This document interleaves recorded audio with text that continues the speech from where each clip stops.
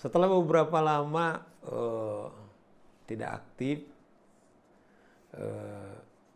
ya biasalah ada urusan atau alasan klasik, kesibukan dan lain-lain gitu ya. Dan hari ini saya akan aktif lagi. Karena menurut saya ini sudah harus ada isu-isu yang betul-betul sangat hangat di masyarakat juga harus kita sikapi. Nah, kali ini kita berbicara soal sanksi yang diberikan oleh Jaksa Agung kepada mantan Kajari Jakarta Barat, yaitu Saudara Hendri Antoro, yang dari putusan etik dari teman-teman di kejaksaan, dia diduga melanggar etik dan dicopot sebagai Kajari. Kawan-kawan, kalau kita melihat kasus ini sesungguhnya Saudara Hendri Antoro itu menerima 500 juta atau setengah miliar, yaitu dari Saudara Jaksa Penuntut Azam yang terbukti secara sah dan meyakinkan melakukan korupsi, dihukum selama 9 tahun. Di mana Saudara Azam terbukti untuk menggelapkan uang atau barang bukti sekitar 11 miliar lebih. Kemudian ini dibagi-bagi, paling tidak sejauh ini ada 7 staf di Kejaksaan Jakarta Barat, yaitu 2 mantan Kajari, yaitu Saudara Hendri Antoro dan Saudara Iwan Ginting. Nah, saudara-saudara, menurut kita ini tidak fair. Kalau Saudara Azam, Jaksa Penuntut Umum, dihukum yaitu sekitar 9 tahun, terbukti melanggar pasal 12 huruf E Undang-Undang Tipikor. Sementara kejahatan yang mereka lakukan itu sama. Artinya Saudara Hendri Antoro dan kawan-kawan juga sesungguhnya menikmati uang hasil korupsi. Ini betul-betul tidak adil karena Saudara Azam dihukum atau diproses ke pengadilan, sementara pimpinannya sendiri kemudian hanya pelanggaran kode etik. Nah, kalau kita mencoba flashback lagi, sesungguhnya ada 2 juga pengacara yang juga kemudian terbukti diseret ke pengadilan, yaitu Saudara Bonapasius dan Octavianus, juga telah dihukum karena mereka melakukan tindak pidana korupsi, itu penyuapan. Nah, saudara-saudara, ini kenapa heboh? Bagaimana anak buah telah diproses pidana, sementara pimpinannya Saudara Hendri Antoro, mantan Kajari, hanya sanksi administratif dan juga pelanggaran kode etik. Nah, ini sungguh sangat menciderai rasa keadilan di masyarakat, di mana sangat telanjang bahwa mereka menikmati bersama-sama dengan hasil korupsi,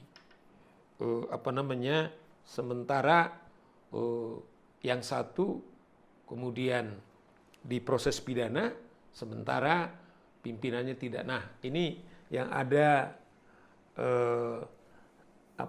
pernyataan klise di masyarakat, hukum yaitu tajam ke bawah tapi tumpul ke atas. Nah, saudara-saudara, kalau kita sekarang merefer kinerja daripada kejaksaan, itu betul-betul kita apresiasi.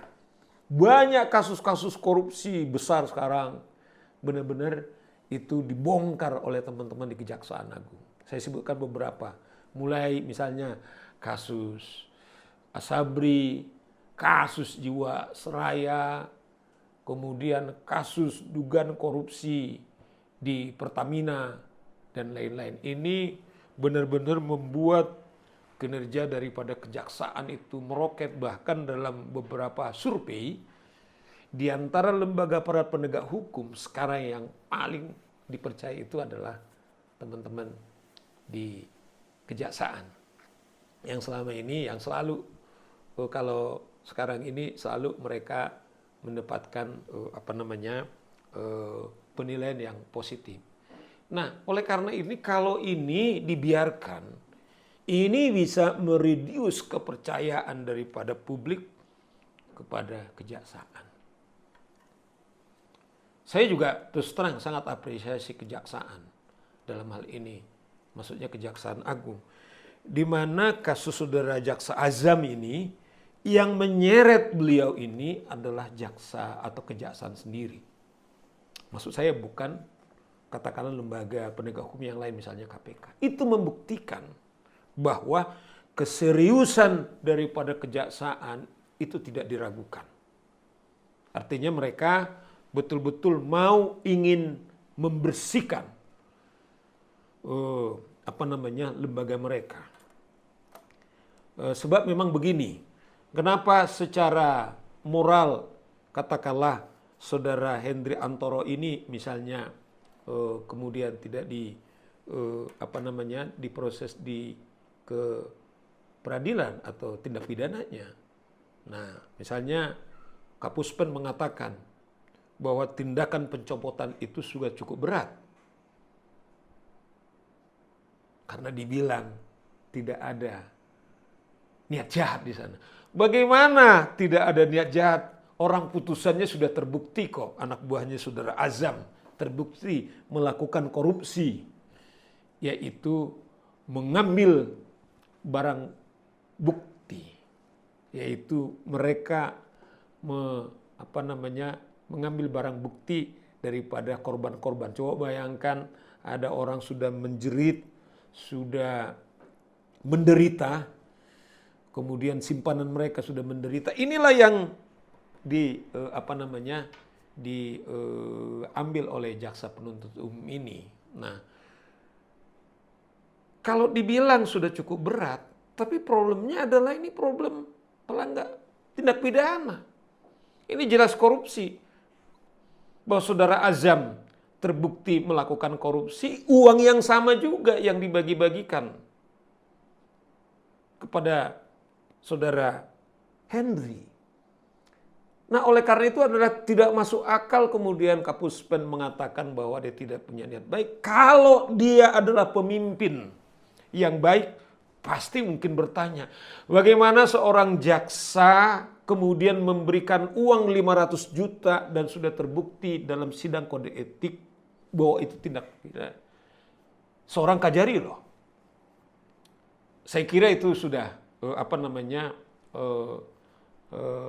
menurut saya alasan sangat menciderai, bahkan sangat memalukan. Nah, oleh karena itu menurut saya agar citra atau apa yang telah dibangun kerja keras daripada kejaksaan, dan seperti saya katakan bahwa merekalah yang menyeret kasus ini ke pengadilan. Saya kira tidak cukup saudara Hendri Antoro dan kawan-kawan hanya pelanggaran kode etik. Mereka ini juga harus kemudian mempertanggungjawabkan tindakannya. Bahwa ini terus terang putusan pengadilan bahwa saudara anak buahnya Jaksa Azam sudah terbukti kemudian dihukum memperkaya diri sendiri pasal 12. Saya kira beliau ini juga harus bertanggung jawab. Kalau tidak, coba bayangkan. Jaksalah yang membawa satu perkara ke pengadilan agar dihukum. Sementara ketika mereka melakukan korupsi, kemudian dibiarkan atau dilepaskan. Ini betul-betul sangat menciderai rasa keadilan masyarakat, dan bahkan menurut saya adalah akan sangat mengurangi kepercayaan daripada publik. Karena itu yang saya bilang Dia tahu itu tidak mungkin dilakukan dan bahkan anak buahnya sudah dihukum, tetapi dia dilepas. Nah, menurut saya ini pertanyaan besar daripada masyarakat. Nah, belum lagi maaf, kasus Sylvester misalnya ini menjadi catatan kepada kejaksaan yang sampai hari ini belum dieksekusi. Ini juga akan bisa mengurangi kepercayaan kepada publik. Nah, apa kerja keras maksud saya yang dilakukan oleh teman-teman di kejaksaan, sanksi yang telah diberikan oleh kejaksaan dan sudah membawa kepada sidang kode etik tidak berhenti di sana, tetapi menurut saya saudara Henry Antoro dan kawan-kawan seperti saudara Jaksa Azam juga di bawah pengadilan, mereka ini juga harus mempertanggungjawabkan tindakannya. Sehingga dengan demikian kemudian kepercayaan kepada publik kepada kejaksaan kembali, dan sekaligus pesan bahwa bersih yaitu komitmen daripada Jaksa Agung, jangan tanggung.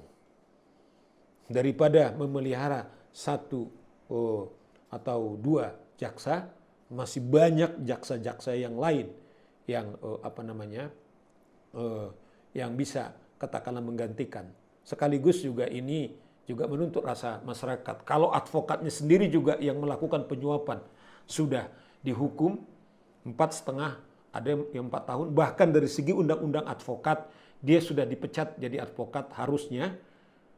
Nah, saya kira juga tidak boleh juga kemudian ada aparat penegak hukum yang sama kemudian hanya pelanggaran kode etik. Nah, oleh karena itu saya usul supaya kepercayaan publik kembali, orang yang menerima uang ini juga tidak cukup pelanggaran kode etik, tapi juga harus dipidana. Sekian dan terima kasih. Kawan-kawan, Indonesia baik, kita yang buat. Sekian dan terima kasih.